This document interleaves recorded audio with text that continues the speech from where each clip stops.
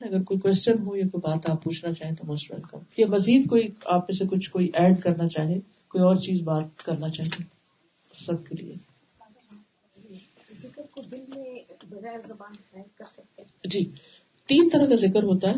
ایک ہوتا ہے زبان سے, ایک ہوتا ہے دل سے, اور ایک ہوتا ہے زبان اور دل دونوں سے. اگرچہ خالی دل کی بھی اجازت ہے, لیکن زبان سے کرنا اس سے بہتر اس لحاظ سے ہے کہ حدیث میں آتا ہے کہ اللہ تعالیٰ بندے کے ساتھ ہوتا ہے جب تک اس کے ہونٹ اللہ کے ذکر سے میں ہلتے رہتے. پھر اسی طرح آتا ہے کہ تمہاری زبان اللہ کے ذکر سے تر رہے.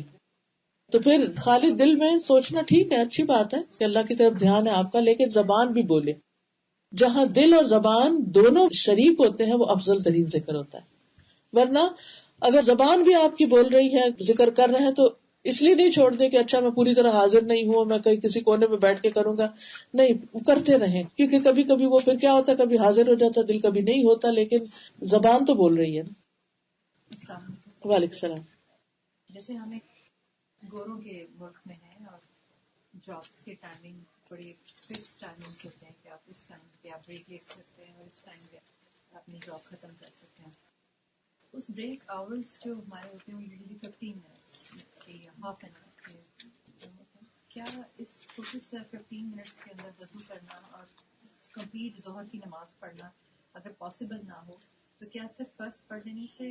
جی, اس میں یہ ہے کہ اگر انسان صبح وضو کر کے گھر سے گیا ہے اور جرابیں وضو کی حالت میں اس نے پہنی ہے, اور پھر اگر صرف اوپر کا حصہ ہاتھ منہ بازو وغیرہ دھو لیتا ہے تو اس میں کم ٹائم لگتا ہے اور وہاں مشکل بھی نہیں ہوتی دھونے میں, اور اس کے بعد فرض ادا کر لیتا ہے تو بھی ٹھیک ہے.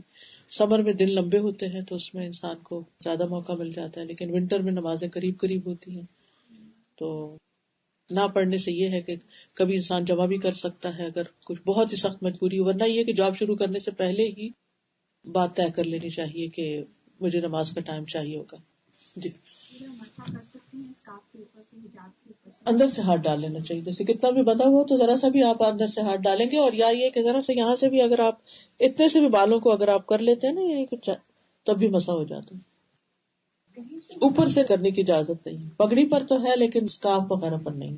جی, کہیں سے بھی ڈال لیں آپ, ادھر سے نیچے سے, جیسے ہمارا کانسیپٹ ہوتا ہے کہ ہم اوپر سے ہی کرتے ہیں. جی, اس میں یہ ہے کہ پیچھے سے اگر ڈالے نا تو آگے تک ہاتھ آ جاتا ہے, پھر جب اگر پیچھے سے ڈل گیا نا تو ایسے کر کے آگے آتے, تھوڑے سے بال خراب ہوتے ہیں لیکن ٹھیک ہو جاتا ہے. میں ایک چیز آپ سے کنفرم کرنا چاہتی ہوں کہ کیا سو کے آپ اٹھتے ہیں؟ جی ہاں, تو آپ قرآن اگر آپ نے کچھ یاد کی بھی ہے تو بغیر وضو کے آپ لیٹے لیٹے تو آپ پڑھ سکتے ہیں. جی, پڑھ سکتے ہیں. اس کی دلیل یہ ہے کہ نبی صلی اللہ علیہ وسلم جب تہجد کے وقت اٹھتے تھے تو بغیر وضو کے, وضو کرنے سے پہلے آپ سورۃ آل عمران کی آخری آیات پڑھتے تھے. تو اس سے پھر یہ دلیل ملتی ہے کہ کوئی لمٹ تو نہیں ہے کہ بس اس سے زیادہ نہیں. کبھی آپ کی آنکھ دیر تک کھلی بھی ہے, کوئی بات نہیں, کبھی رات کو آنکھ کھل جاتی ہے تو اس وقت انسان دل نہیں چاہ رہا کہ آپ وضو کرے, یا پھر یہ کہ دوسرا کوئی ڈسٹرب ہو سکتا ہے تو لیٹے لیٹے آپ پڑھتے نا, کوئی حرج نہیں, اجازت ہے, بالکل ہے. جی ہاں. Can I ask the question in English? Yes, you can ask. So my question was just regarding how you were talking about becoming very, very busy, and how when you become very busy, then Allah subhanahu wa ta'ala takes that away from you, and then you don't even have time to do things. So I'm just wondering, in this busy, crazy schedule that we all have, how do you make time for this, and how do you do it in such a way that, Allah subhanahu wa ta'ala doesn't take that barakah away from you?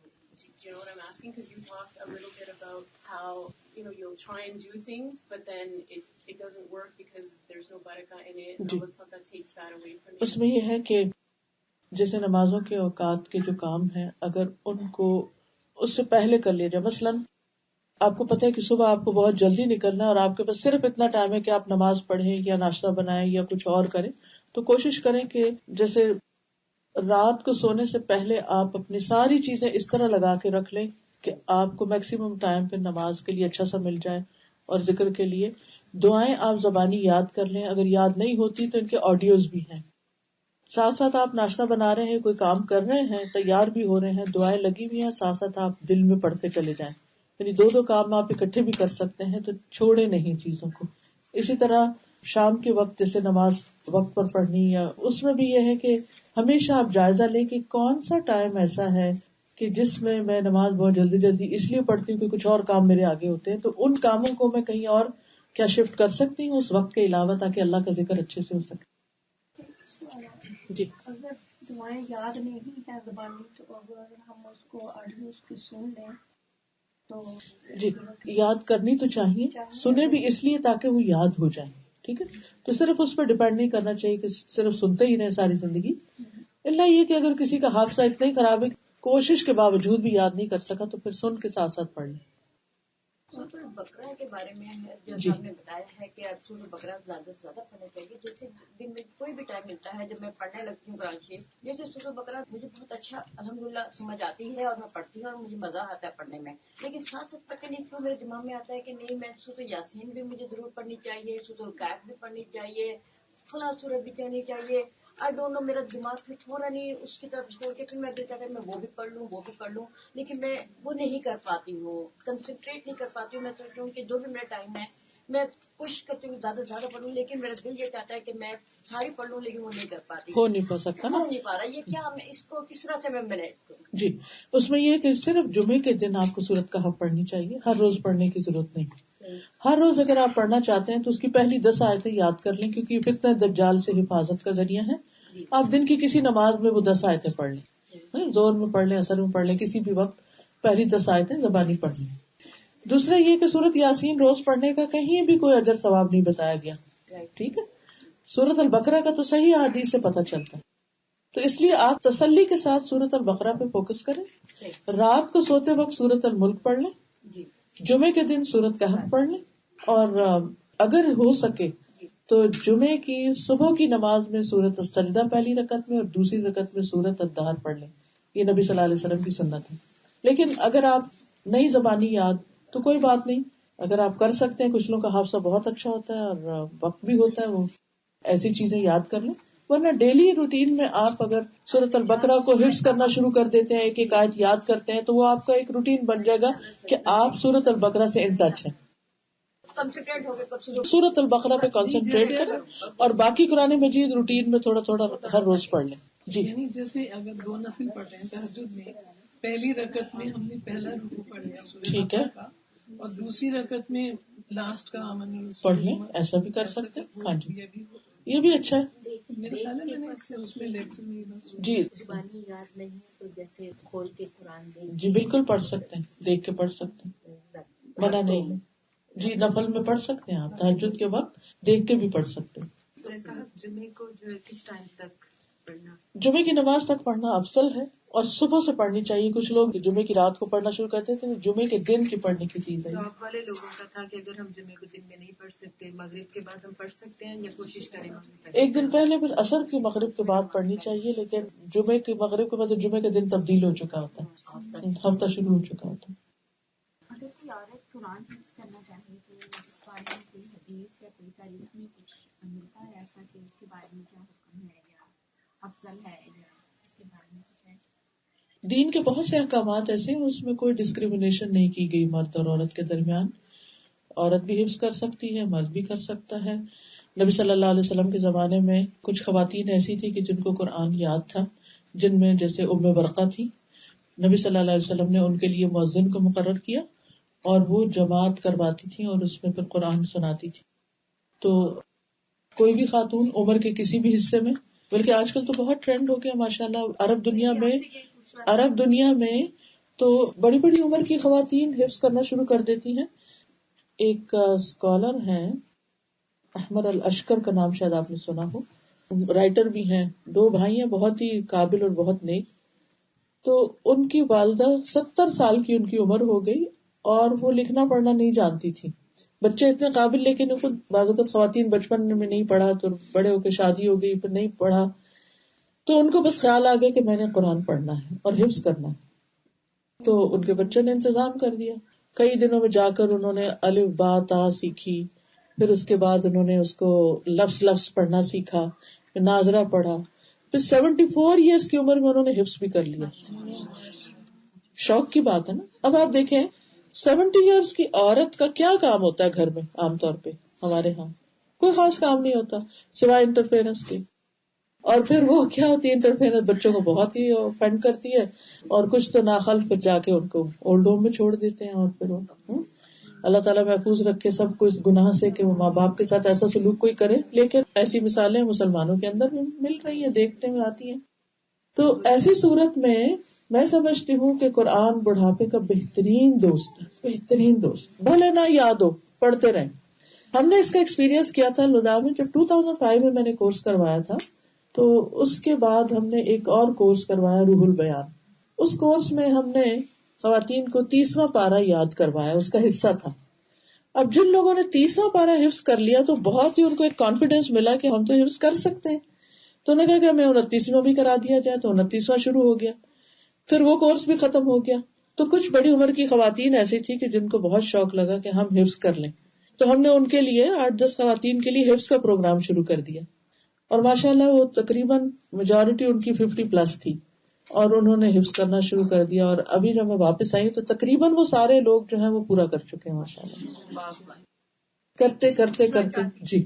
Age میں ڈر یہ لگتا ہے کہ اگر بھول جائے, دیکھیے جان بوجھ کے بلانا جو ہے نا, جان بوجھ کے جی جان بوجھ کے بلانے کا تو ہے, لیکن نہیں یہ ڈر کیوں ہم پہلے سے ازیوم کر رہے ہیں. ہم اچھا گمان رکھے, اللہ سے اچھا گمان رکھے, اللہ سے دعا کریں, اور ہماری کوشش کے باوجود اگر بیماری یا شدید بڑھاپے کی وجہ سے کچھ چلا بھی گیا تو اللہ تعالیٰ ظلم نہیں کرے گا. وہ ہماری اس نیت اور کوشش کو دیکھے گا کہ ہم نے اس کو اپنے سینے میں محفوظ کیا, پھر کسی وجہ سے نہیں رہا تو کوئی اور ایسی بات نہیں ہے, تو کرتے رہیں. بلکہ میں سمجھتی ہوں کہ جب بچے بچپن میں کرتے ہیں اس میں جلدی تو ہوتی ہے اور آسانی بھی ہوتی ہے, لیکن پھر وہ بیچ کا حصہ ایسا بھی آتا ہے کہ جس میں اس کو مینٹین کرنا بڑا مشکل ہو جاتا ہے. لیکن جب انسان ان سارے فرائض سے فارغ ہو جاتا ہے تو اس وقت اگر یہ شروع کر دے تو پھر آخری عمر تک, آخری دن تک انسان اس کو پڑھتا ہی رہے. اور آپ نے دیکھو کہ جو لوگ بہت قرآن پڑھ رہے ہوتے ہیں نا, وہ قومے میں جا کر بھی اور بے ہوشی میں بھی ان کے وہ کچھ نہ کچھ آیتیں ہی پڑھ رہے ہوتے ہیں. اس سے اچھی آخری زندگی اور اختتام زندگی کا اور کیا ہو سکتا ہے کہ ہم اللہ کا قرآن جو ہے وہ اپنے سینے میں اتار لیں, کیونکہ قبر کا بھی ساتھی اور روشنی ہو اور آخرت کا بھی اور حفاظت کا ذریعہ. ایک پرسنل پرابلم آپ سے ڈسکس کرنی تھی جی, جو میری تھی. میں نے وہ کتاب میں پڑھا نا کہ حضور تہجد کے وقت سجدے والی کوئی صورت پڑھا کرتے تھے. تجلیات نبوت میں یہ اچھا. اب کوشش یہ کی ہم لوگوں کو تو اقرا بسم ربک الذی زیادہ یاد ہے اچھے سے, وہ پڑھا اور پڑھ کے اور سجدے میں گئے, اٹھ گئے تاکہ اب آگے دوسری صورت پڑھے. الحمدللہ شروع کر دی, خیال ہی نہیں رہا کہ تو ہم نے سجدہ تلاوت کا سجدہ کیا تھا اوپر, مطلب جب کھڑے ہوئے تو الحمدللہ شروع کر دی. اب سو پھر ایک دن دماغ میں آیا کہ نہیں وہ تو سجدہ نہیں تھا, وہ تو تلاوت کا سجدہ تھا جو کیا تھا. اس ایسی حالت میں کیا کریں؟ یعنی آپ نے وہی رکعت کنٹینیو کی لیکن اگلی سورت پڑھنے کی وجہ سورت فاتحہ دوبارہ پڑھ دی. جی تو کوئی بات نہیں, خیر ٹھیک ہے. مطلب پھر اس کے ویسے ایز یوزول رکوع میں اور پھر سجدے میں ہاں کرے, سجدہ صاحب کر لے آخر. بس سب کو سمجھ آ گئی, کسی کو کوئی چیز سمجھ نہ آئی؟ کیا رات سونے سے پہلے سارے برتن کور کر کے سوئیں؟ اگر عادت اور کبھی بھول جائے تو کیا نقصان ہوگا؟ اس کے بارے میں حدیث میں آتا ہے کہ سال میں ایک رات ایسی ہوتی ہے جس میں بلائیں نازل ہوتی ہیں, بیماریاں جس کو ہم وائرسز وغیرہ کہتے ہیں, جو بھی ہم اپنی زبان میں. تو جو برتن ڈھکے بھی نہیں ہوتے اسے داخل ہو جاتے, پھر اگر اس میں ہم کچھ کھاتے پیتے تو بیماری آ جاتی ہے, انسان کو لگ جاتی. تو رات کو برتن یا اوندے کر دیں یا ڈھک دیں. اگر کچھ نہ ملے تو کوئی چیز بیچ میں آڑی سی, جیسے چمچ آڑا سا کھڑا کر دیں یا چھری کر دیں یا کوئی بھی اینی تھنگ, لیکن بالکل اوپن کھلے نہیں چھوڑیں. کیبنٹ میں تو کوئی حرج نہیں, کیبنٹ تو ڈھکی ہوئی ہے نا. کیبنٹ میں آپ گلاس سیدھے رکھتے ہیں تاکہ وہ ان میں ہوا لگتی رہے, تو کیبنٹ تو ڈھکی ہوئی ہے, ٹھیک ہے جی. صرف یہ جو باہر پڑے, بازو کے سنک میں ہوتے ہیں نا کھلے برتن پڑے ہوتے ہیں, نہیں رات سکھ تھک گئے ہیں, نہیں لگا سکتے یا نہیں دھو سکتے, تو ان کے اوپر ایک ٹاول ڈالتے ہیں, کچھ بھی کسی بھی طرح ڈھکتے ہیں, بس ڈھکنے کی عادت ڈالیں. بس کھلے نہیں پڑے ہونے چاہیے, سیدھے کھلے نہیں پڑے ہوتے. اگر ٹیڑھے ہیں الٹے ہیں تو کوئی حرج نہیں, چاہے گندے ہیں تو بھی کچھ رکھ دیں, لیکن یہ کہ کھلے نہیں چھوڑے, ایسے اوپن نہیں چھوڑے. رات کو جیسے پانی پینے کے لیے اپنے پاس آپ نے گلاس رکھا ہے یا بوٹل کھولی ہے تو اسی کا ڈھکن واپس اپنے گلاس کے اوپر گلاس کور رکھتے ہیں, خالی نہیں چھوڑے. یا رات کسی نے پانی پیا اور کھلا چھوڑ کے رکھ دیا اور آپ صبح آ کے اس کو پینے شروع کر دیا, نہیں پیے اسے گرا دیں, کسی نے دودھ پیا اور ایسے بچے ہوتے ہیں نا بعض اوقات آپ سو جاتے ہیں اور بعد میں کچن میں جا کے کچھ نہ کچھ کر رہے ہوتے ہیں, چھوڑ کے آ جاتے ہیں, تو پھر اس کو صبح دھو ڈالیں. غسل کے بارے میں اگر جو غسل جنابت ہوتا ہے جی ہاں, اس کے بارے میں سوال ہے کہ بال دھونا یا کسی کی بہت جیسے وہ افریقن نہیں اپنی وہ بنا لیتے بہت ساری بریڈز وغیرہ بنا جی لیتے, اس پہ تھوڑا سا ایکسپلین کرتے بال دھونے کے. جی اس میں آپ دیکھیے کہ جو غسل جنابت ہوتا ہے اس میں صرف سر کی سکن گیلی کر لینا کافی ہوتا ہے, لیکن جو پیریڈز ہوتے ہیں اس میں آپ کو بال بھی دھونے چاہیے. ٹھیک ہے, مطلب یہ کہ آپ صرف پانی کا ڈونگا ڈال لیں اور ڈونگا ڈال لیں اور بال بے شک آپ نے پیچھے بریڈز ہیں کچھ ویسے اٹھا کے سکن اچھی طرح ساری دھل جائے. ٹھیک ہے, بال بے شک بندے ہوئی ہوں, بال بے شک بندے ہوں, چٹیا ہو, کچھ بھی ہو, لیکن سکن ساری, ایک بال بھی اس میں سے سر گیلا نہ ہو. لیکن جب پیریڈز ہو تو پھر آپ پورے بال دھوئیں. جی نہیں, کوئی خاص دعا نہیں ہے, بس واش روم جانے کی جو دعا ہوتی. جی ایک آپ اسٹوڈنٹ ہیں, آپ کو کوئی دعا آتی ہے جو پڑھائی میں آپ کو مدد کرے؟ So there's many du'as which you can read for increasing in your knowledge, increasing in your understanding. So there's the dua of Musa alayhi salam, which he made when he went to Fir'aun, to face Fir'aun and to call him. So he made dua to Allah that Rabbi shrah li sadri, that, oh my Lord, open my chest for me. And opening of the chest means that make it so vast and spacious and able to contain wisdom and understanding so that I can convey properly. So Rabbi shrah li sadri wa yassir li amri, and make my work easy for me. So whatever it is that you're reading or you're trying to memorize or the test that you're going to take, so Rabbi shrah li sadri wa yassir li amri wahlul 'uqdatan min lisani, and untie the knot that is in my tongue, meaning make it easy for me to express myself. Because sometimes you have read the entire book and you have studied everything, but you're not able to answer or express yourself clearly. So wahlul 'uqdatan min lisani yafqahu qawli. Okay? So this is one dua that you can make. سورہ ملک روزانہ پڑھنا رات میں افضل ہے؟ جی, سورۃ ملک روزانہ پڑھنا افضل ہے.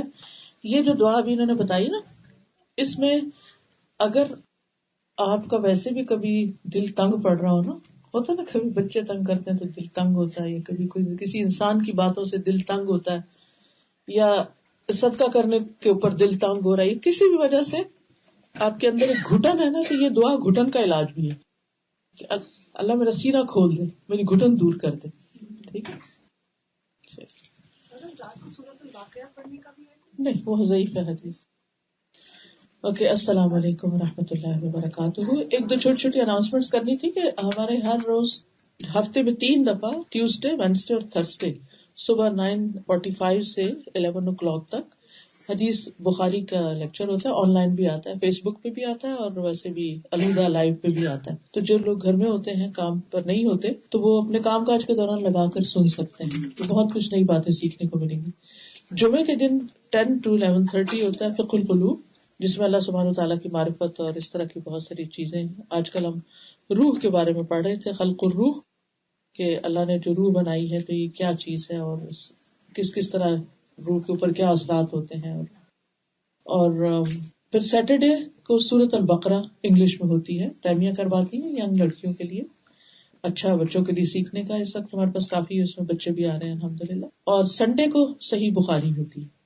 تو یہ ان کا ٹائم جو ہے وہ 11:15 سے لے کر 1:15 تک ہوتا ہے, 2 گھنٹے تک. اگر بچے جیسے گھر پر ہیں تو یہ 2 گھنٹے اگر وہ بیٹھ کے آرام سے سیکھیں تو انشاءاللہ بہت فائدہ ہوگا. جی, یہاں کے حساب سے 11:15 سے 1:15 تک. کرنا چاہیں تو آن لائن رجسٹریشن بھی ہوتی ہے, ورنہ اگر آپ صرف خود سے سیکھنا چاہیں تو وہ بھی آپ سیکھ سکتے ہیں, یعنی سن کے. ہاں, یہ ایک کارڈ بھی ہے, تو اس میں ٹائمنگز وغیرہ لکھے ہوئے بھی ہیں اگر آپ کو چاہیے. وہ پھر میرا خیال ہے ہاں, جو لوگ رجسٹر کرتے ہیں وہ پھر ان کو ایک لنک دیتے ہیں جس میں ریکارڈیڈ لیکچرز بھی پھر ملتے جاتے ہیں. جی, یہ آپ رکھ سکتے ہیں. فقہ القلوب کا ٹائم 10 o'clock فرائیڈے کو, ایوری فرائیڈے ہوتا ہے. فیس بک پہ بھی آتا ہے جی, اور الہدا لائیو پر بھی ہوتا ہے. قرآن پر آل اپلیکیشن ہے نا, تو اس میں بھی اس کے آپشن ہے, اس سے بھی ڈائریکٹ سن سکتے. اس میں ہے قرآن پر آل میں بھی ہے, اور قرآن ان ہینڈ جو اپلیکیشن ہے اینڈرائڈ پہ, اس پہ بھی ہے لنک, اس سے بھی سن سکتے ہیں. چلیے, یہ جو دعائیں میں نے آپ کو بتائی ہیں اس کتاب ایاک نستعین جو ہے یہ انگلش میں ہے, اس میں ٹرانسلیٹریشن بھی ہے, اردو میں بھی ہے اور انگلش میں بھی ہے. اس میں جو بچے عربی نہیں پڑھ سکتے اس میں انگلش میں بھی یہ دعائیں لکھی ہوئی ہیں, یعنی انگلش میں عربی لکھی ہوئی ہے, تو اس میں یہ ہے کہ آپ بچوں کو بھی پڑھنے کے لیے حفاظت کی دعائیں دے سکتے ہیں, اور اس میں شفا کی دعائیں بھی ہیں اور نظر کی بھی اور جن کی بھی اور اس طرح کی سب چیزیں, استغفار وغیرہ بھی. اوکے چلیے ٹھیک ہے, جزاکم اللہ خیر. سبحانک اللہم و بحمدک اشہد ان لا الہ الا انت استغفرک و اتوب الیک. السلام علیکم و رحمۃ اللہ وبرکاتہ.